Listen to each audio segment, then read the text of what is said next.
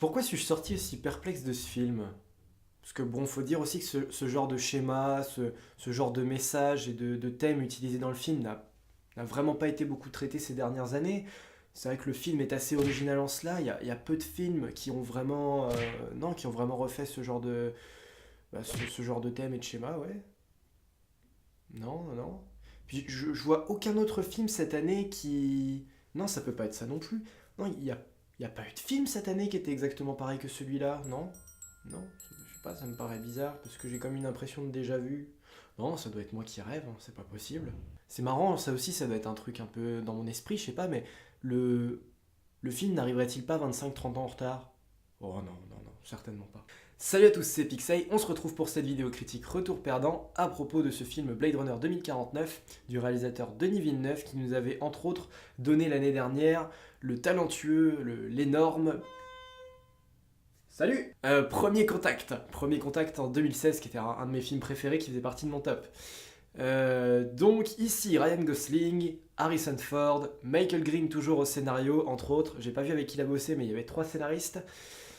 Et donc voilà, un film encore assez attendu quand même, parce que Blade Runner, oui, effectivement, c'est un film de 82, je crois. Un Ridley Scott. Cette fois-ci, Ridley Scott est aussi producteur, j'ai oublié de le dire, n'est pas réalisateur. Ça va se ressentir. Mais voilà, Blade Runner 2049, bon, et bah c'est fait dans un style qu'on, voilà, comme je vous l'ai dit, hein, qui a déjà été vu et revu, surtout cette année avec Ghost in the Shell, qui est absolument pareil. Là, c'est le critique cinéma qui a vu beaucoup de films et tout, voilà, qui va parler.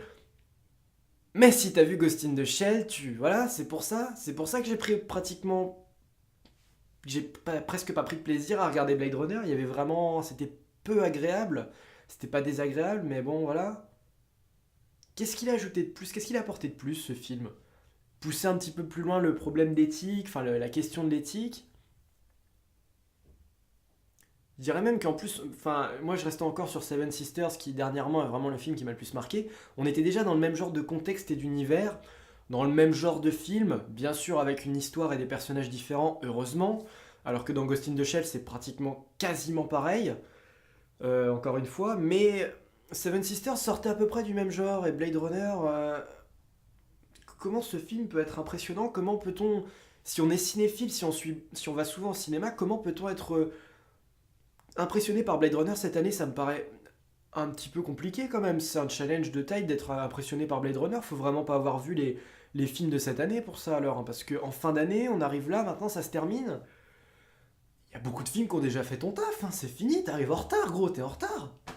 C'est l'élève qui arrive en retard et qui a raté la moitié de la leçon, et voilà. Bah merde.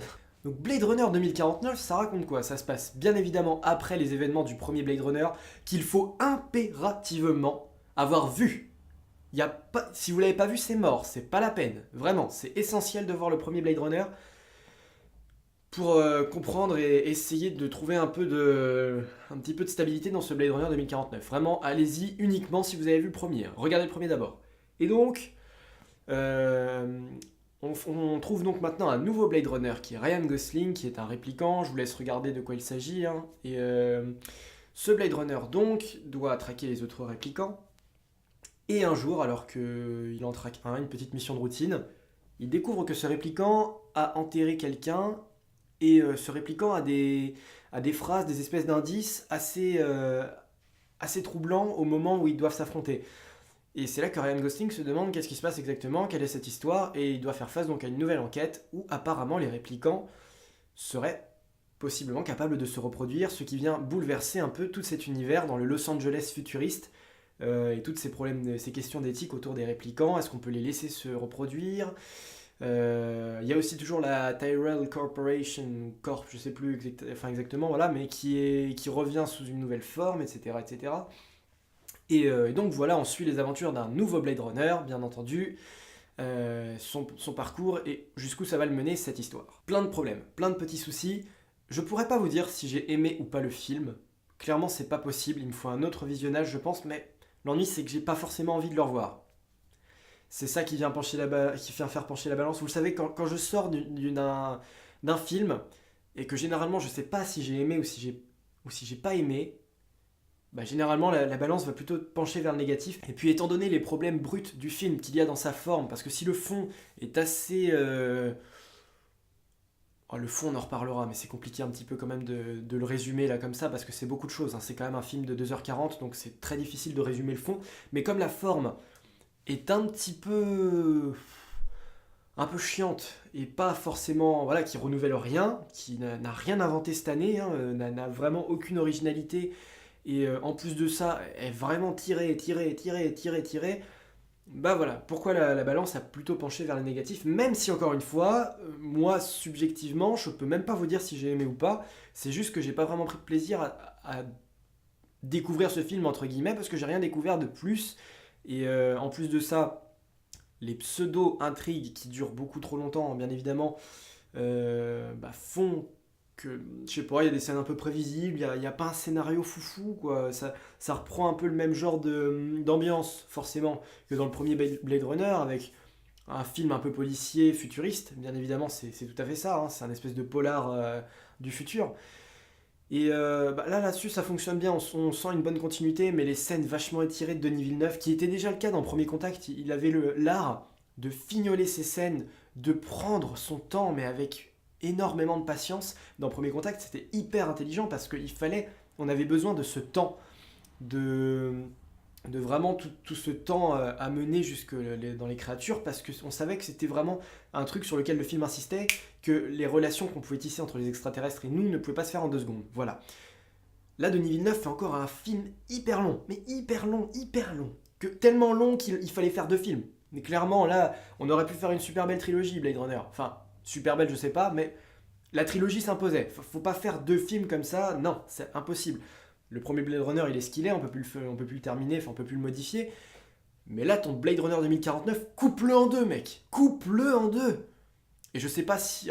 Je pense qu'il y a beaucoup de gens qui vont aimer le film, qui vont me dire, mais ferme ta gueule, tu racontes de la merde et tout, mais quand même. Franchement, moi j'ai vu beaucoup de gens sortir et revenir de la salle en 2h40, c'est tout à fait normal, hein. Beaucoup de gens qui vont pisser ou quoi, machin. Comment veux-tu. Comment veux-tu rentrer dans le film et ne jamais en sortir en 2h40 brut avec des scènes qui durent au moins 10-15 minutes pour beaucoup? Fais respirer ton film, gros. Fais respirer ton film. On a l'impression d'avoir. Là, j'ai une version longue de Blu-ray, de DVD.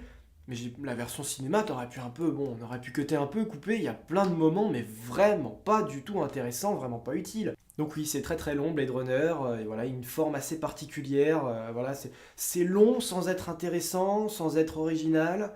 Voilà, encore faut-il que vous ayez vu beaucoup de films, voilà, comme je vous l'ai dit, Ghost in the Shell. Après, bon, voilà, toutes les thématiques de l'éthique robotique, du clonage, tout ça ont déjà vachement été traitées. On n'est plus dans les années 80, c'est pour ça que je disais que le film a 25-30 ans de retard, on n'est plus dans les années 80. Le premier Blade Runner pouvait passer pour un chef-d'œuvre qui te faisait poser les bonnes questions et qui appuyait certaines choses dont dans les années 80 on pensait pas forcément à toutes ces choses-là. Et Ridley Scott venait un petit peu en tant que précurseur et visionnaire t'annoncer un petit peu les visions du futur et te dire les gars, clonage robotique, un jour faudra se demander, faudra faire attention à ça et se dire putain, est-ce que nos créations, voilà, parce qu'on on sait pas du tout, c'est pas vraiment en plus un film, ça c'est intelligent, c'est pas un film qui te demande de prendre parti pour un camp ou pour l'autre.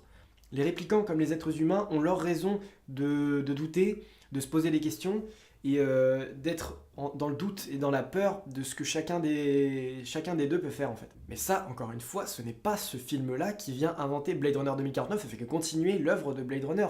Ça vient parachever certains éléments laissés en suspens à la fin du 1 sans qu'on en avait connaissance. Tu pouvais pas forcément savoir qu'à la fin du 1, ce qui allait se passer avec Harrison Ford et l'autre nana, on pouvait pas. Je pense qu'en regardant Blade Runner, en attendant Blade Runner 2049, tu pouvais pas te dire ah oui d'accord ça va être eux deux, ce qu'ils ont fait qui va venir donc créer la nouvelle intrigue de ce Blade Runner 2049, c'est impossible. Mais il y a une très bonne continuité pourtant, il y a une bonne question, un point de départ pas trop mauvais, franchement, qui te laisse bien. Et puis ensuite voilà, comme je vous l'ai dit, il y a passé au moins une heure et demie, mais à chaque scène je me dis ça y est, c'est la fin. Non, la scène suivante, ça y est, c'est la fin. Là, c'est forcément la fin, forcément. Il y a un combat, ça va se terminer, il y en a un qui va être sauvé, et voilà. Et après, il y aura peut-être une éventuelle fin laissée en suspens pour un autre film. À un moment, je me suis dit ça, je me dis merde, c'est pas possible. Là, il y a tellement d'histoires, tellement d'enjeux, tellement de personnages, tellement de complexité que le film ne va jamais se terminer concrètement. Il va pas y avoir une fin tranchée et il y aura forcément une fin laissée en suspens. Non, Non, le film continue, continue. Il sait qu'il en fait trop. Il sait qu'il est trop tard, qu'il est trop loin, que on a trop avancé dans le film et on a insisté sur des mauvaises choses ou voilà, on a fait trop de scènes. Il le sait parfaitement, mais il veut quand même continuer. Le film veut quand même continuer et terminer. Trop lent, trop gros. C'est énorme, c'est vachement dense. Même ne serait-ce que dans le décor est similaire à 200% à Ghost in the Shell, ou encore dans une moindre mesure à Valérian, et aussi un petit peu à Seven Sisters. Le décor n'a rien renouvelé. Rien du tout. En retard, j'ai rendez-vous quelque part, je n'ai pas le temps de dire au revoir, je suis en retard. C'est ça qui me perturbe, c'est ça qui me gêne, c'est ça. Parce que le film en lui-même a des qualités que je ne saurais pas déceler parce que comme je vous l'ai dit, il y a un deuxième, troisième visionnage. Moi à la fin j'étais obligé de demander à mon voisin, un copain, j'ai pas compris cette histoire parce qu'en plus, je vais pas vous faire de partie spoiler, mais toute l'intrigue du film est basée autour d'un personnage, tu te dis d'accord, on comprend, il se révèle, il y a des indices, il y a ses souvenirs qui réémergent, c'est ce personnage-là dont on parle, c'est lui, l'élu, le héros de l'histoire dont tout le monde parle. Et, euh, et trois quarts d'heure avant la fin, on vient te dire bah non. Non, non, non, non, non. Étant donné que la fin était vachement prévisible dans ce sens-là, ça m'a pas gêné de voir un retournement de situation où ce personnage-là n'est pas ce qu'on croyait. Et d'accord, finalement, en plus, avec son statut, tu te dis, oui, on a pu facilement faire en sorte qu'il pense être ce personnage-là et qu'au final, il ne le soit pas. Mais on te sort un joli petit lapin du chapeau pour te dire, voilà l'élu, voilà le mec en question. Tu es qui? Qui es-tu? On t'a vu une fois dans le film plus tôt. Alors attention, là je vais peut-être être un peu méchant, mais encore une fois, il m'a vraiment fallu demander à mon pote pour comprendre un petit peu ce qui s'était passé ou quoi. Et peut-être que voilà, j'ai été vraiment con, j'étais un idiot, j'ai pas compris le film et que je suis un bon à rien. Mais sur le moment, franchement, je me suis dit, ok, on t'a vu, il y a quoi, il y a 1 heure, où t'as parlé un peu, t'as versé une larmichette très, très expressive apparemment, mais moi j'ai pas su déceler tout de suite pourquoi elle l'avait faite. Et ensuite je me suis dit, bon d'accord, ok, mais qui es-tu? Pourquoi n'a-t-on pas plus parlé de toi? D'où tu sors? Pourquoi c'est toi? Qu'est-ce que t'as de plus? Qu'est-ce que t'as de moins? Qu'est-ce que tu fous là? Et qu'est-ce que tu vas faire maintenant que voilà, on te dit c'est toi? Voilà, c'est toi, c'est bien sûr, voilà, d'accord. Alors déjà on sait pas qui t'es, mais et on finit le film comme ça. Bah si c'est toi, dis-nous ce que tu vas faire maintenant, ce que tu comptes faire, quels idéaux tu vas défendre, qu'est-ce que tu vas continuer ensuite, est-ce que voilà. Harrison Ford, même chose, 2 heures de film pour voir, 2 heures, environ 2 heures. Ça ne sert à rien de d'espérer Harrison Ford là-dedans, c'est plus du tout lui. Il est à peine personnage secondaire, à peine. Tout ça ne me dérange pas, mais dans la façon de faire, tout ça, voilà, tout ça vient faire que non seulement tu as des histoires que tu connais déjà, que tu as déjà vues, interprétées d'une façon qu'on a déjà connue, qui est un peu prévisible parfois par endroits, et en plus de ça, tu attends pour avoir du Harrison Ford, et Harrison Ford te conduit vers ce personnage justement dont je vous ai parlé, qui est d'une banalité absolument profonde, et bon, ok, voilà. Tout ça pour ça, toute cette attente pour ça, 2h40 pour en arriver là, avec des retournements de situation aussi peu profonds, aussi peu intuitifs. Voilà ce qui fait que je ne peux pas tacler le film. Parce qu'il y a des bons éléments, ça reste bien fait, même s'il y a un décor connu, une intrigue connue, c'est toujours vraiment pas mal. Il y a toujours cette thématique autour de l'œil, autour de. Voilà, l'œil qui est vraiment au cœur du film, comme c'était le cas du premier Blade Runner, avec l'ouverture sur un œil qui s'ouvre, la vision du futur, parfois très apocalyptique. On est toujours dans le noir, toujours dans du gris, dans de la brume, de la pollution, de la radioactivité, c'est absolument affreux, on reconnaît même pas, on est à Los Angeles, mais on reconnaît plus rien de Los Angeles, on a l'impression que c'est une ville maintenant qui s'est terrée, qui s'est recroquevillée, qui vit dans l'ombre, dans la crasse, dans de la lumière synthétique, etc. Tout ça c'est toujours très très bien fait, heureusement, mais voilà, c'est ni le premier ni le dernier film à le faire. Voilà, je n'ai pas encore vu de critique de Blade Runner 2049, vous savez comment je fonctionne, je vais regarder, parce que j'ai vraiment peur d'avoir raté certaines choses. Mais dans un sens, je me dis que si je les ai ratés, voilà, comme souvent, ça veut dire que le film n'a pas fait les bons choix et ne m'a pas amené là où je voulais aller, ne m'a pas accompagné. Si ça fait partie encore de ces films où on insiste encore une fois sur ce qu'il faut pas et là où on a envie d'aller, on t'y accompagne en te foutant un coup de pied au cul, mais ça fonctionne pas, ça fonctionne absolument pas. Non, je comprends pas. J'ai vu certaines personnes adorer ce film à la sortie, dire que voilà, ça faisait longtemps qu'ils n'avaient pas vu un film aussi classe, mais bon, Ryan Gosling est sympa, mais sans plus. Harrison Ford est sympa, mais sans plus. Jared Leto est sympa, mais sans plus. Dans le côté négatif, même plutôt, vu l'importance qu'il a, je sais pas. Non. Je suis pas fâché avec Blade Runner du coup, mais je vois pas où ça veut en venir. Quelle est l'utilité? T'arrives 25-30 ans trop tard. Il n'y a pas d'autre explication. C'est trop tard. Ça aurait été un super film, super génial dans la fin des années 80-90. Mais en 2017, c'est un film passe-partout. Ça vient se fondre dans une masse déjà bien remplie. Et pour peu que tu connaisses bien tout ce genre de film, que tu sois vraiment à fond dans ce genre de film fantastique, un peu SF, robotique et policier, mais bah, t'as rien de nouveau, hein, t'as rien de neuf du tout là-dedans, c'est lent et ça marche pas. Ça marche moyennement, très moyennement. Voilà, j'aurais pas grand chose d'autre à dire de plus concernant Blade Runner 2049, si ce n'est que, voilà, comme je vous l'avais dit, j'avais des attentes assez moyennes. J'étais déjà novice de base, je me suis quand même fait le premier avant d'y aller, histoire de me plonger un peu, de me mettre dans le bain. Le premier m'avait quand même tenu en haleine, j'avais vraiment hésité. C'était un soir très très tard, il était très tard, et je fais, faut que je dorme, mais j'ai envie de continuer de regarder la fin. Et là, j'ai pas du tout retrouvé cet aspect-là là-dessus, je m'en foutais, j'avais presque envie de sortir, d'aller pisser, mais bon, je me suis retenu jusqu'au bout parce que je me disais, bon, sait-on jamais, allez, c'est tellement fade qu'il y a un moment où tout va venir se mettre en place, mais non, voilà, vraiment passer une soirée où j'ai plus perdu mon temps en fait.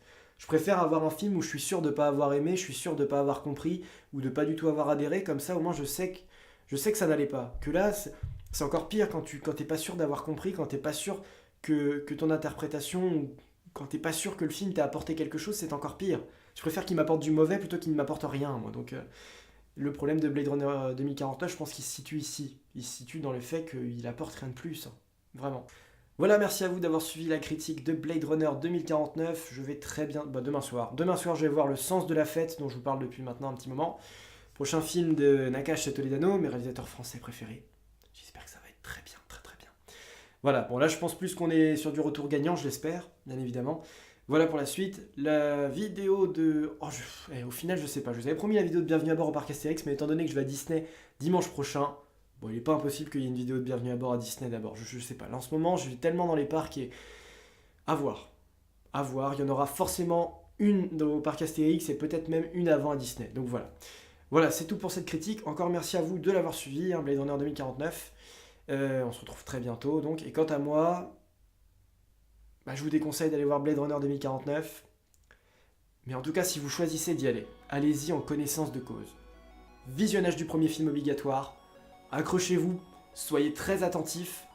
Et si possible, n'ayez pas vu d'autres films dans le même genre dernièrement parce qu'on fait plus que ça. Là, en ce moment, on nage là-dedans. Donc voilà. Salut à tous!